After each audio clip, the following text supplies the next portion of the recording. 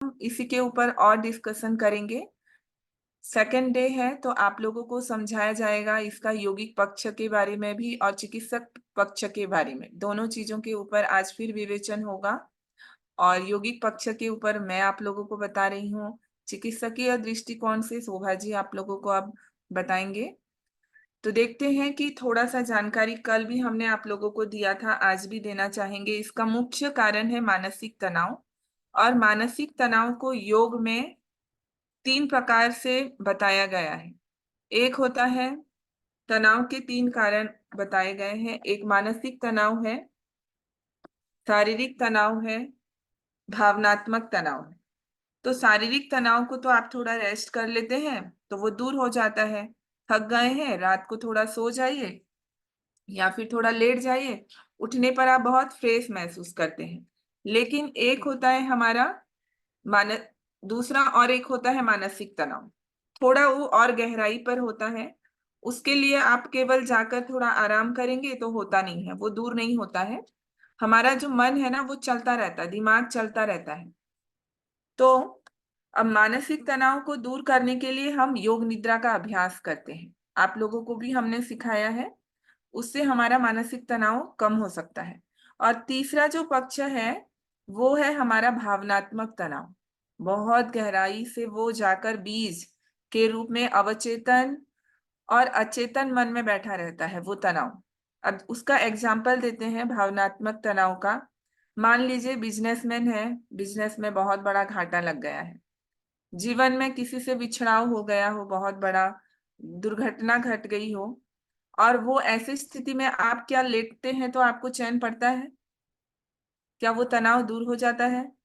क्या मन से आप बहुत सा दूसरी चीजों को करने का कोशिश करते हैं, मन को डाइवर्ट कर रहे हैं बोलते हैं, क्या मन डाइवर्ट होता है? नहीं होता है। तो वो तनाव को दूर साधारण उपाय से नहीं किया जाता है, नहीं हो सकता है। उस भावनात्मक तनाव को यौगिक पद्धति से ही दूर किया जाता है। अगर वैसा नहीं करें तो रोग के रूप में वो दिखाई देते हैं। कैंसर है, थायराइड है, एस्थमा है, डायबिटीज है, ये सारे मनोकायिक रोग होते हैं, मन से होते हैं। मेन है बीपी, सोचने की बीमारी जिनको है, जिन्होंने सोचने को चैनलाइज नहीं कर सकते हैं विचारों को, बीपी। अब उसके लिए भावनात्मक तनाव, मानसिक तनाव, शारीरिक तनाव, ये तीनों को बैलेंस करने के लिए यौगिक पद्धतियों का हम सहारा लेते हैं। तो हमने कुछ प्रैक्टिसेस दूसरे दिन आज भी किया है। थर्ड डे में सिस्टमेटिक तरीके से हम आपको सिखाएंगे, पद्धति बताएंगे कि जीवन शैली में इसे कैसे हम लाएं और कौन से ऐसे तरीकों को हम अपनाएं तो हमारा बीपी में नियंत्रण हो सकता है। तो ये हमने डिटेल आप लोगों को तनाव का बताया है, तनाव किस कितने प्रकार के होते हैं और किस प्रकार से वो बीज के रूप में रहते हैं। तो आज आपने जो प्रैक्टिस किया अजपा जप, ये प्रैक्टिस के माध्यम से भावनात्मक तनाव जो कि आपके अवचेतन और अचेतन मन के गहराई पर जाकर जम जाते हैं, उनको हम इसी प्रैक्टिस के माध्यम से, अजपा के माध्यम से दूर करते हैं। योग निद्रा से भी नहीं होता है वो दूर। ठीक है, तो चलिए अब आगे की और समझेंगे हम हमारे जो चिकित्सात्मक दृष्टिकोण से शोभा जी से। शोभा जी आपको हम अनुरोध करते हैं थोड़ा सा प्रकाश और डालिए। सभी बहनों को नमस्कार। ये बहुत अच्छा माध्यम है जिससे कि हम अपने शरीर की को स्वस्थ रख सकते हैं। तो आज मैं जो आप लोगों से शेयर करना चाहूंगी वो है कि अपने हृदय को हम कैसे स्वस्थ रखें। हार्ट हेल्दी लाइफ स्टाइल क्या है इसके बारे में बताएंगे। तो आज हम लोग ब्लड ब्लड प्रेशर के बारे में भी स्वाति जी ने बताया। तो सबसे पहली बात कि ब्लड प्रेशर आपका क्या है ये आपको भी पता होना चाहिए। आपको घर में भी अपने से ब्लड प्रेशर की जांच करनी चाहिए। केवल एक बार डॉक्टर के पास साल में चले गए और ब्लड प्रेशर चेक कर ले वो एनफ नहीं है। तो सब लोग अपना मशीन रख के खुद भी अपने ब्लड प्रेशर की जांच करते रहें। दूसरी बात, जो महिलाएं जब प्रेगनेंसी उनको कभी हुई है अगर प्रेगनेंसी के दौरान उन्हें 2-3 प्रॉब्लम हुआ है, एक तो कहते हैं गेस्टेशनल डायबिटीज, उस समय ब्लड शुगर का प्रॉब्लम हो, या प्री एक्लेम्सिया दूसरा कारण है, या तीसरा प्रेगनेंसी के समय में अगर आपका ब्लड प्रेशर बढ़ा हो, तो उन बहनों को प्रेगनेंसी के बाद अपने ब्लड प्रेशर का और विशेष ध्यान रखना चाहिए, क्योंकि उनमें 4 गुना जनरल पॉपुलेशन से ज्यादा ब्लड प्रेशर आगे जाके अपने जीवन काल में 4 गुना उनको ज्यादा ब्लड प्रेशर बढ़ने की आ, का हो सकता है। इसलिए आपको बहुत दरकार है कि प्रेगनेंसी के बाद भी अपना ब्लड प्रेशर आप उसको मेंटेन करके रखें।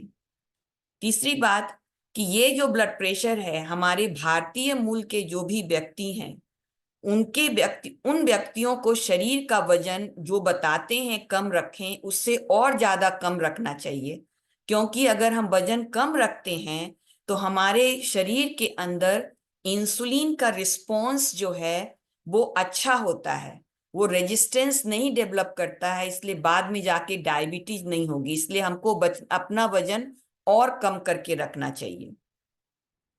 उसके बाद ब्लड प्रेशर का जो नंबर है, वहां इंडिया में बहुत बार लोग बोलते हैं हमको थोड़ा सा ब्लड प्रेशर है, डॉक्टर के पास बढ़ गया, पर 130/80 से नीचे रखना चाहिए। और एक बार आना नहीं, उसको 130 से 80 वो मेंटेन करना चाहिए, बार बार जांच करने के लिए करने के साथ साथ। हमारा अमेरिकन हार्ट एसोसिएशन एक संस्था है जो हर चीज के लिए गाइडलाइन बनाती है। उन्होंने हेल्दी हार्ट के लिए जो गाइडलाइन बनाई है, उसके हिसाब से सप्ताह में 5 दिन कम से कम 30 से 50 मिनट तक मॉडरेट इंटेंसिटी की एक्टिविटी करनी चाहिए। मॉडरेट इंटेंसिटी एरोबिक एक्सरसाइज जो है, जिसमें आता है ब्रिस्क वॉकिंग, तेजी से चलना, स्विमिंग या बाईसाइक्लिंग, इस तरह की चीज आती है, तो वो हम लोग को जरूर करना चाहिए अगर अपना हार्ट का हम हेल्दी रखना चाहें। नमक के बारे में मैंने कल बताया था, मैं और ज्यादा स्ट्रेस दूंगी। हम लोग अचार इतना खाते हैं, नमक को जितना हम कम करें उससे ब्लड प्रेशर में बहुत फर्क पड़ता है। उसके बाद नींद, नींद पूरी और अच्छी नींद होनी चाहिए।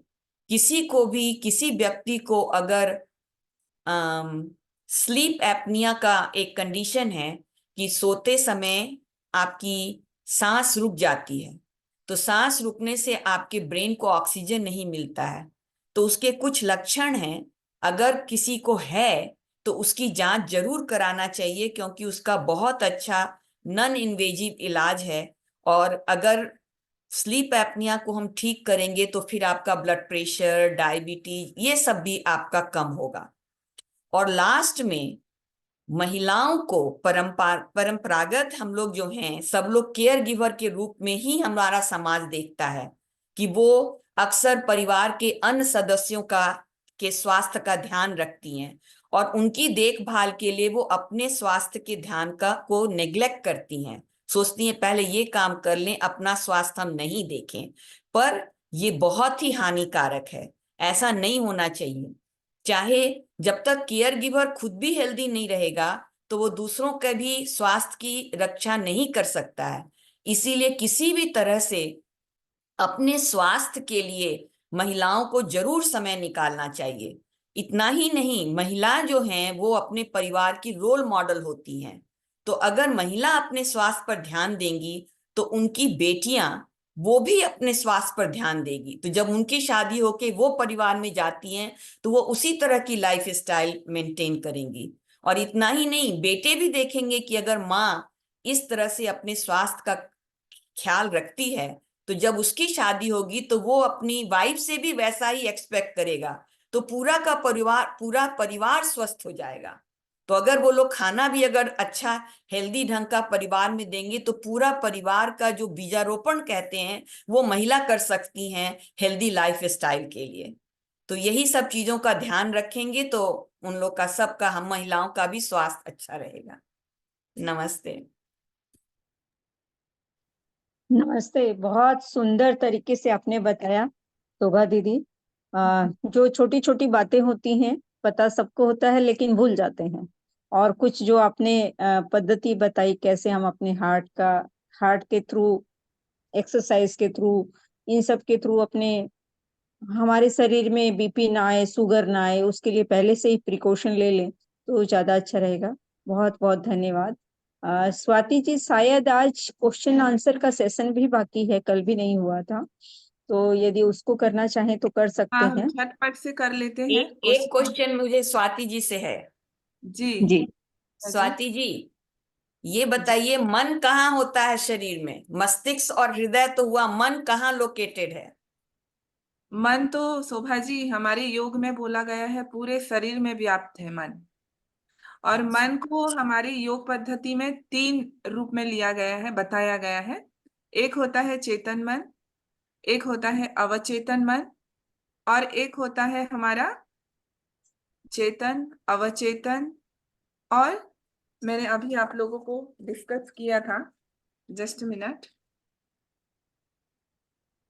तीन मन के तीन रूप बताए गए हैं।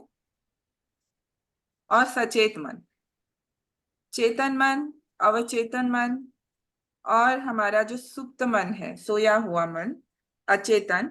तो ये तीन में से पावरफुल है अवचेतन और अचेतन। यहीं पर जाकर सारे जो इंफॉर्मेशन है वो स्टोर हो जाते हैं। और इसके ऊपर काम करने के लिए बहुत सारी चीजें बताए। बहुत अच्छा प्रश्न है शोभा जी, मैं इसके ऊपर एक लाइन और बताऊंगी कि इसको मन जो है बंदर की तरह हमेशा भागते रहता है। योग में पूरा जीवन ट्रेनिंग यही मन के ऊपर ही करा गया है। तो इसको हैंडल करने के लिए एग्जाम्पल दिया गया है कि श्वास ही एक ऐसा डोरी है जो कि मन को बैलेंस कर सकता है, कंट्रोल कर सकता है। तो जैसे हमारे इंडिया में गंगा नदी है, नहाने जाते हैं, डूब जाते हैं नदी में, ना डूबे इसीलिए एक रस्सी होता है, नहाते समय हम रस्सी को पकड़कर नहाते हैं। ठीक वैसे ही बोला गया है कि हर समय विचार हमारे मन में आ रहे हैं। और मन क्या होता है, हम विचारों के प्रवाह में बह जाते हैं। और हम अगर श्वास रूपी डोरी को पकड़ कर रखें तो हम सजग होते हैं, विचारों में बहते नहीं हैं, और मन का ट्रेनिंग होता रहता है, सजगता का। तो इसीलिए मन का जो शक्तिशाली रूप है मन का, उसको हमें ट्रेन करना चाहिए योगिक पद्धतियों से। तो पहला हम आपको, हमारा जो ट्रेनिंग में आता है योग निद्रा, बॉडी की सजगता। मन को हम बॉडी के अलग अलग पार्ट में ले जाते हैं। और इसीलिए कहा जाता है कि जहां मन है वहीं प्राण का संचार होने लगता है। तो मन को शरीर के अलग अलग भागों पर ले जाकर वहां पर प्राण का फ्लो करते हैं। फिर दूसरा टेक्निक हमें कराया जाता है अजपा जप, जो श्वास की विधि है, जो आज भी आप लोगों को हमने कराया था। और वो श्वास की विधि में हम मन को श्वास में लगाते हैं और मन को अचेतन मन में ले जाकर काम करते हैं, जहां गहराई में जो स्टोर है ना थॉट्स, वहां से निकालते हैं। फिर तीसरा और एक मेडिटेशन का फॉर्म होता है अंतर्मौन। मतलब विचारों, जो विचार है ना, 1 मिनट में 30,000 विचार आते हैं और हमें ख्याल भी नहीं है।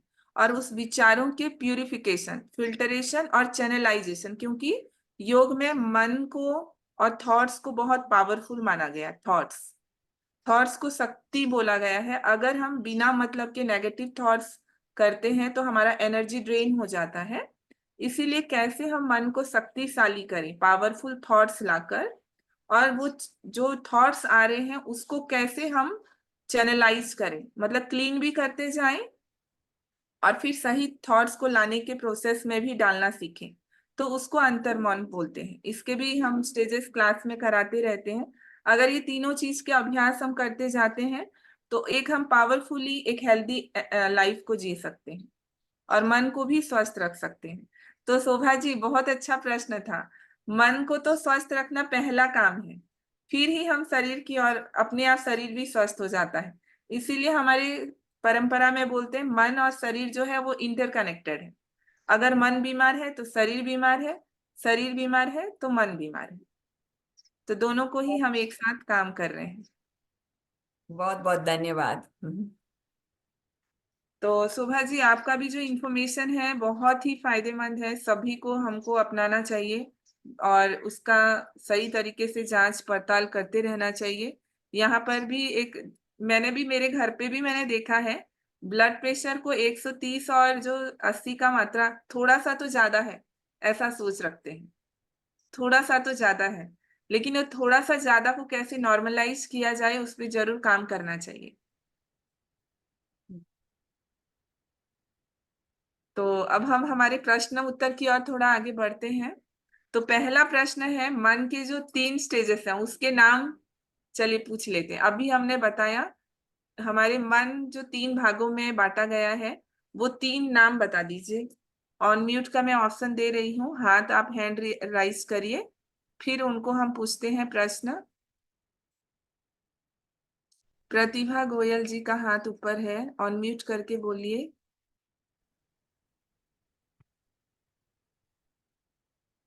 ऑन म्यूट नहीं कर पा रहे हैं। अच्छा, जिन जो, हाँ जी, ऑन म्यूट करके बोलिए जी। हेलो। चेतन मन, चेतन मन,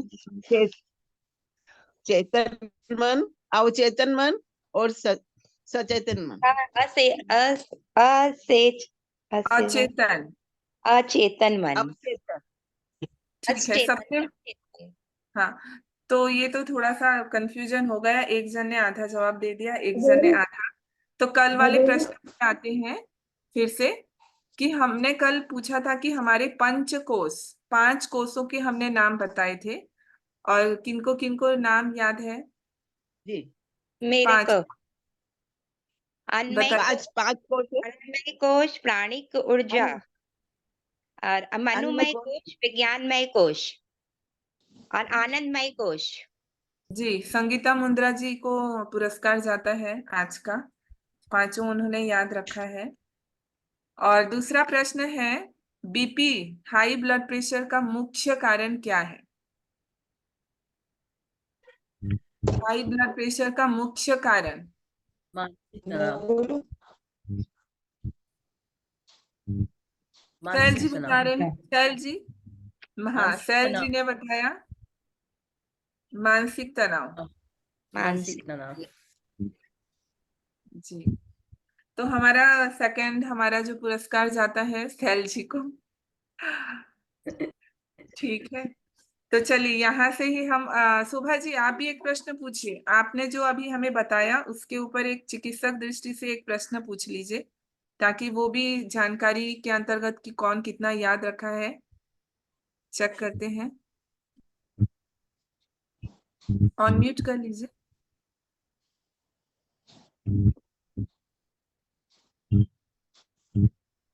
तो कौन बताएगा कि ब्लड प्रेशर को ठीक नीचे अच्छा यही बताइए, कौन सा ब्लड प्रेशर नंबर रखना चाहिए सबको, कौन तब कहेंगे कि ब्लड प्रेशर आपका कंट्रोल में है? 80-130। 80-130।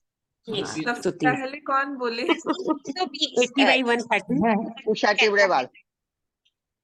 80/120 नॉर्मल है डॉक्टर के हिसाब से। नहीं, शोभा जी ने बताया है 80-130। 80/130। तो 80/130 की क्या कहते हैं, 80/120 बोलते हैं हमारे यहाँ के डॉक्टर्स तो। आइडियल वो है, पर 130/80 हम लोग अमेरिकन हार्ट एसोसिएशन के हिसाब से बोलते, उतना भी है तो ठीक है वो, क्योंकि अच्छा, आइडियल सिचुएशन तो सबका नहीं होता है ना। ओके और ओके। वैसे समझिए तो किसी को अगर डायबिटीज है तो वो भी बढ़ा हुआ है, डायबिटीज में 110/70 रखते हैं। अच्छा जी, ओके ओके, शुगर जिनको रहे। हाँ, अच्छा, थैंक यू। जिन बहनों ने भी अपने क्वेश्चन के आंसर दिए हैं, कृपया वो चैट बॉक्स में फटाफट किस जगह से हैं वो भी लिख दें, अपने नाम और वो किस जगह से हैं वो लिख दें, या बता दें तो पूनम जी नोट कर लेंगे। पीछे हमें जानकारी लेने में बहुत परेशानी आती है। पहला पुरस्कार है संगीता मुंदड़ा जी को, वे कहाँ से है बता दें। दूसरा शैल जैन जी। तीसरा कौन है स्वाति जी? शोभा जी या उषा जी? उषा जी, उषा ऐसा टिबड़ेवाल। उषा तिगड़ेवाल जी है शायद। ये संगीता तीनों आप, शैल दीदी आप अपना पूरा मुझे डाल देंगे, शोभा जी आप डाल देंगे, आपका तो मेरे पास है, शैल जी का आप डाल देंगे, और संगीता जी और उषा जी आप किस जगह से हैं, कोई शाखा से हैं तो वैसे, और नहीं तो किस प्रदेश से आप हैं वो मैं बता दें। झारखंड प्रदेश से उषा टिबड़ेवाल, चाय बरसा। देवघर, देवघर शाखा। जी, और एक हमें मैसेज देना है आप सभी के लिए। कल हमारा 3rd डे है सब कोई ध्यान से सुनिए। कल हमारा 3rd डे है योगाभ्यास, योगा शिविर का। तो हम कल आप लोगों को बताएंगे कि हमारा जो उच्च रक्तचाप है, बीपी को कैसे हम ठीक रख सकते हैं। विशेष यौगिक विधियों को सुव्यवस्थित रूप से आपको हम अभ्यास का कार्यक्रम बताएंगे। साथ ही साथ यंत्र कलरिंग, जो एक बहुत ही पावरफुल टूल है हमारे मन को शांत रखने के लिए, विचारों को चैनलाइज करने के लिए। कुछ करना नहीं है आपको, केवल यंत्रों के पिक्चर दिए जाएंगे। ग्रुप में भी मैं कल सेंड हम लोग करेंगे, जो भी ग्रुप्स में है, और उसको आपको केवल प्रिंट आउट निकाल कर लेकर आना है। और क्लास में हम कल मेडिटेशन के बाद यंत्र कलरिंग करेंगे, और उसके पावर को आप फील करेंगे कि किस प्रकार से यंत्र कलर करने पर आपके मन के थॉट्स बदलते हैं, पॉजिटिव हो जाते हैं, और चैनलाइज स्थिर हो जाते हैं, एकाग्र हो जाते हैं। तो कल हम उस पे काम करेंगे। आप जो भी ग्रुप में हैं ध्यान दीजिएगा, ग्रुप में आएगा पिक्चर, उसको आप जेरॉक्स करा के रखिए और कलर लेकर रखिए क्लास में, ताकि हम मेडिटेशन के बाद यंत्र कलर करें। और यंत्र जो है एक ज्योमेट्रिकल पिक्चर है, इतना पावरफुल होता है वो, जो कि योगी अपने साधना के समय में उसे देखते हैं। हम जैसे साधारण व्यक्ति उसे नहीं देख पाते हैं, योगी अपने मेडिटेशन में देखते हैं, और वो पिक्चर्स बहुत पावरफुली हमारे बॉडी पर, माइंड पर काम करता है। तो कल हम उसे प्रैक्टिस करेंगे मेडिटेशन के बाद, ठीक है? कल तो जब कल तो डाइ अपनी, कल अपने साथ डाइटिशियन की टॉक भी रहेगी। हाँ, किस डाइटिशियन निशु प्रकार, अग्रवाल का टॉक भी रहेगा बीपी के ऊपर, खान पान से संबंधित। तो उस हिसाब से हम रखेंगे। कल मेडिटेशन आसन थोड़ा सा कम रहेगा, फिर मेडिटेशन, उसके बाद हमारा यंत्र कलरिंग, फिर उसके बाद हम हमारे जानकारी लेंगे हमारे खान पान संबंधित निशु जी से, डाइट के बारे में, जीवन शैली के बारे में। ये हमारा रूपरेखा है कल का। तो चलिए आज का क्लास यहीं पर कंक्लूड कर देते हैं। कल हरिओम।